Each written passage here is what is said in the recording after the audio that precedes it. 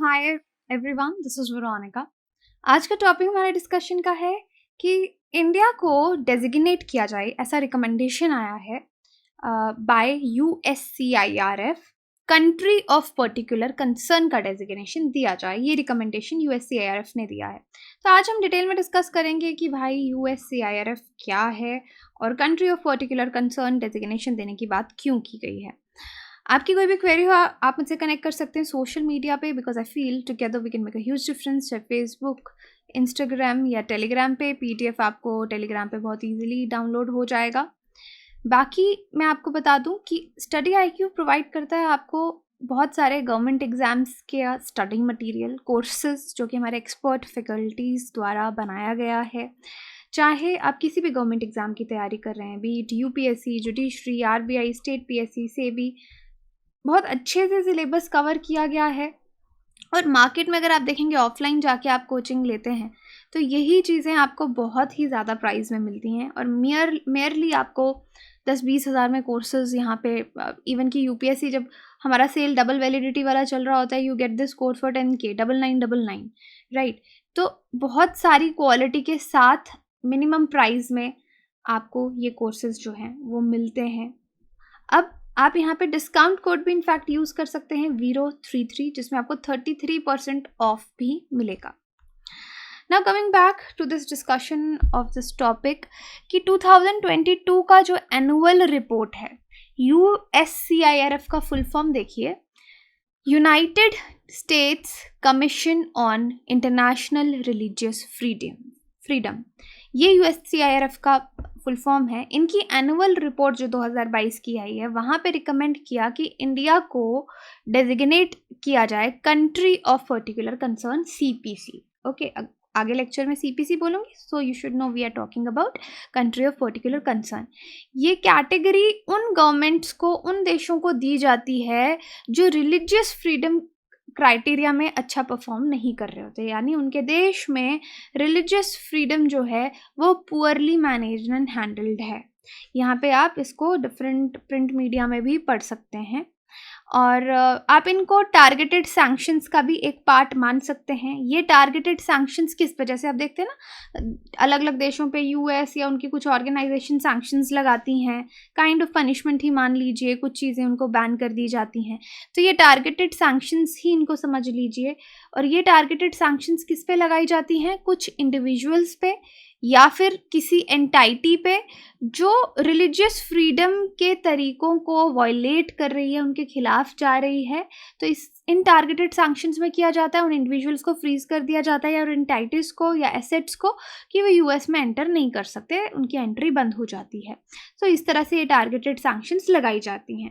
अब देखिए USCIRF क्या है। ये एक independent bipartisan US federal government commission है, एक तरीके का कमीशन है ये। ओके, और यहाँ पे ये टोटली डेडिकेटेड है कि दुनिया में हर देश में ये लोग एक वॉच रखते हैं कि फ्रीडम ऑफ रिलीजन कितना है। फ्रीडम ऑफ रिलीजन में क्या है कि आप अपना रिलीजन इजीली प्रैक्टिस कर सकते हैं, किसी के खिलाफ रिलीजन बेसिस पे डिस्क्रिमिनेशन नहीं हो रही, इस तरह के फैक्टर्स ये लोग देखते हैं। और ये इस तरह का कमीशन उन्होंने बनाया, US फेडरल गवर्नमेंट ने। आप इसको दूसरे वर्ड्स में एडवाइजरी बॉडी भी बोल सकते हैं US कांग्रेस के लिए। और इन्हीं के एनुअल रिपोर्ट में ये रिकमेंडेशन दिया गया कि गवर्नमेंट जो है वो सैंक्शन लगाए, गवर्नमेंट सैंक्शन लगाए या इंडिया को ही USCIRF की तरफ से इस कैटेगरी में डाला जाए। हेडक्वार्टर्स अगर आप देखेंगे वाशिंगटन DC में इसके हैं। US गवर्नमेंट ने 1998 में इसको इस्टेब्लिश किया था, जब उनका इंटरनेशनल रिलीजियस फ्रीडम एक्ट आया था। और यहाँ पे देखिए खास बात यह है कि USCIRF जो भी रिकमेंडेशन देता है, जो भी सजेशन ये देगा, वो स्टेट डिपार्टमेंट पे नॉन बाइंडिंग है। नॉन बाइंडिंग होने का ये मतलब कि उन पे बाइंडिंग नहीं है, उसको लागू होना ही होना है ऐसा नहीं है, ज़रूरी नहीं है। और ट्रेडिशनली अगर आप इंडिया का स्टैंड देखेंगे, हमने कभी USCIRF के जो भी सजेशंस रहते हैं, रिकमेंडेशंस रहते हैं, उनको रिकॉग्नाइज नहीं किया इंडिया ने कभी, क्योंकि नॉन बाइंडिंग है, स्टेट डिपार्टमेंट पे तो लग नहीं रहा, तो हम इसको as in India as a country इसको रिकॉग्नाइज नहीं करते।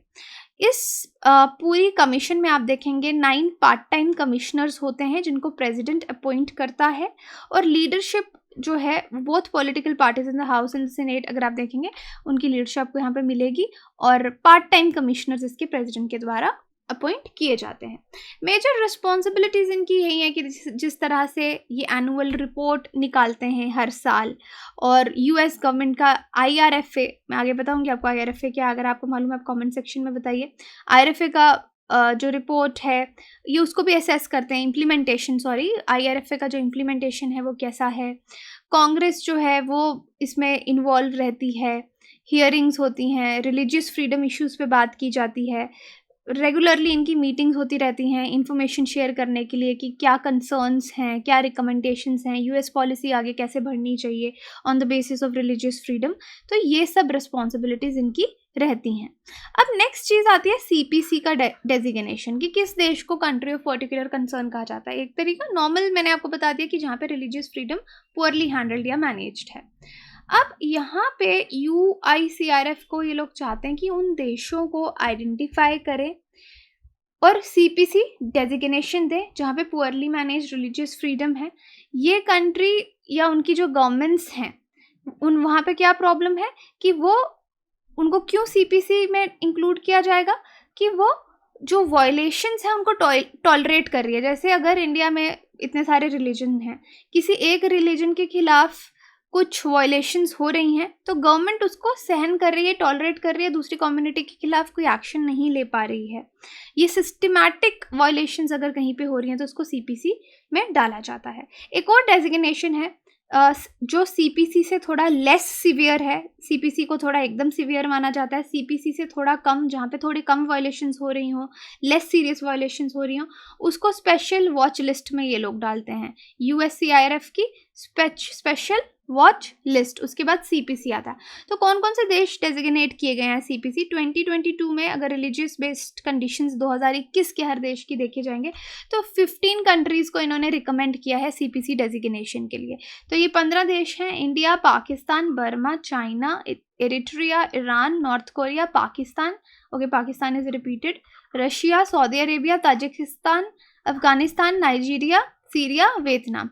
तो इन देशों को यहाँ पे CPC में डालने की बात की गई। और स्पेशल वॉच लिस्ट में डालने के लिए अल्जीरिया, क्यूबा, ये सारे देश आप यहाँ पे देख सकते हैं, Azerbaijan, central African republic, Egypt, Indonesia, Iraq.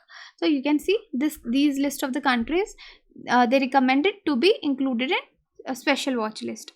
अब जो रिपोर्ट है USCIRF की, यहाँ पे रिकमेंडेशंस मिली हैं कि नॉन स्टेट एक्टर्स भी हैं, वायलेंट नॉन स्टेट एक्टर्स, यानी वो स्टेट गवर्नमेंट में नहीं है, उनको एंटाइटीज की कैटेगरी में डाला जाए, यानी entities of particular concern, entities बोल लो, entities of particular concern under IRFA का देखिए क्या फुल फॉर्म है, international review of financial analysis. IRFA के अंडर उनको इस कैटेगरी में रखा जाए जो कि आपके नॉन स्टेट एक्टर्स हैं। अब किन कंट्रीज को EPC कैटेगरीज में, वहाँ पे मतलब कंट्रीज नहीं है, ये कौन कौन सी एंटाइटीज हैं जिनको डाला गया है? अल शबाब, बोको हराम, यूथीज, तो Islamic State of Greater Sahara, Islamic State of West Africa Province, ये आपका जमात नसर अल इस्लाम वल मुस्लिमिन, ये जो भी इनकी ऑर्गेनाइजेशंस हैं इनको EPC कैटेगरी में एंटाइटीज ऑफ पर्टिकुलर कंसर्न के लिस्ट में इन्होंने रिकमेंड किया डालने के लिए। अब इंडिया को USCIRF क्यों चाहता है कि उसको CPC में डाला जाए? क्योंकि 2021 की जो अभी 2022 की एनुअल रिपोर्ट आई है उसमें उसका 2021 का जितना भी उन्होंने चेक किया है, उनका मानना है कि रिलीजियस फ्रीडम कंडीशंस इंडिया में बहुत ज़्यादा ख़राब हो चुकी हैं। और क्या क्या ऑब्जर्व किया उन्होंने इंडिया के बारे में, कि इंडियन गवर्नमेंट इस तरह की पॉलिसीज़ ला रही है, उनको प्रमोट कर रही है, जो हिंदू नेशनलिस्ट एजेंडा को प्रमोट करें, ये सब उनकी रिपोर्ट में लिखा है। और ये नेगेटिवली इफेक्ट कर रही है बाकी के जो रिलीजन्स हैं, चाहे मुस्लिम्स हो गए, क्रिश्चियंस हो गए, सिख्स, दलित्स और बाकी रिलीजियस माइनॉरिटीज़, उनको नेगेटिवली इम्पैक्ट कर रही है अगर आप हिंदू नेशनलिस्ट एजेंडा प्रमोट कर रहे हैं। ये चीज़ उनके इस रिपोर्ट में लिखी गई है। फिर उनकी रिपोर्ट में लिखा गया कि बहुत सी आवाज़ों को दबाया जा रहा है, चाहे वो माइनॉरिटी पॉपुलेशंस की हों या इंडिविजुअल्स की हों जो उनको प्रमोट कर रहे हैं। नाम भी लिखा गया है यहाँ पे कि अरेस्ट किया गया राइट एक्टिविस्ट खुरान परवेज़ कश्मीर को, उसके बाद डेथ हुई जो फादर स्टैन स्वामी की, जिनको 2020 में आपके UAPA एक्ट के अंदर उनको अंदर किया गया था, उसके बाद जो रिपोर्ट है यहाँ पे चैलेंजेस बताते हैं उन एनजीओज़ के बारे में जो बाहर से फंडिंग लेना चाहते हैं, उन पे किस तरह से गवर्नमेंट ने नॉकडाउन किया, और कन्वर्जन एंटी कन्वर्जन लॉज को हाईलाइट किया गया इस रिपोर्ट में। चाहे चर्चेज या प्रीस्ट जैसे स्टेट में उनके खिलाफ जो सर्वे किया गया कर्नाटका गवर्नमेंट के द्वारा अक्टूबर 2021 में, तो ये सब चीज़ें इन्होंने अपनी रिपोर्ट में लिखी हैं। तो अगर उन्होंने अब ये रिकमेंडेशन दिया तो USCIRF के रिकमेंडेशन का इंडिया पे क्या असर पड़ेगा, क्या इम्पैक्ट पड़ेगा? तो जैसे मैंने आपको बताया कि नॉन बाइंडिंग है ये स्टेट डिपार्टमेंट में, डायरेक्टली इंडिया को इफ़ेक्ट नहीं करता, बट इंडिया का जो इमेज है एक इंटरनेशनल लेवल पे रिलीजियस फ्रीडम को लेके, अपनी सिटीजन्स को लेकर, वो डेफिनेटली ख़राब होता है, मलाइन होता है, क्योंकि हम अपने आप को एक सेक्युलर देश बोलते हैं और फिर रिलीजियस फ्रीडम पे लेकर हम पे सवाल उठे तो डेफिनेटली इट मलाइंस इंडियाज़ इमेज। तो इंडिया का क्या रिएक्शन है इस पे? इंडिया ने इसकी ग्रेडिंग को पुश बैक ही किया है। 2020 में एक्सटर्नल अफेयर मिनिस्टर ने कहा था कि जो ये और USCIRF है ये ऑर्गेनाइजेशन ऑफ पर्टिकुलर कंसर्न है, कि ये कुछ देशों को ही पर्टिकुलरली टारगेट करती है, इनको बाकी के देश नहीं दिखते। So they said they are organisation of, एक ह्यूमरस वे में ही आप कह सकते हो, पर्टिकुलर कंसर्न है। अब फ्रीडम ऑफ रिलीजन इंडिया में अगर आप देखेंगे तो ये एक फंडामेंटल राइट है जो हमारा कॉन्स्टिट्यूशन हमको आर्टिकल 25 और 28 के बीच में प्रोवाइड करता है। आर्टिकल 25 में आपको मिलता है freedom of conscience and free profession, practice and propagation of religion. Article 26 में freedom to manage religious affairs. 27 में freedom as to payment of taxes for promotion of any religion, और 28 में freedom as to attendance at religious instruction or religious worship in certain educational institutions। तो ये आप देख सकते हैं, these are facts। क्वेश्चन आपके लिए, which fundamental rights cannot be suspended even during an emergency? Right to speech, right to religion, right to equality, right to life and personal liberty। आप मुझे कमेंट सेक्शन में बता सकते हैं या फिर आप टेलीग्राम में पोल में पार्टिसिपेट करके आंसर जान सकते हैं। For rest you can visit the website और download the application. Courses EMI पे भी अवेलेबल हैं। Thank you so much.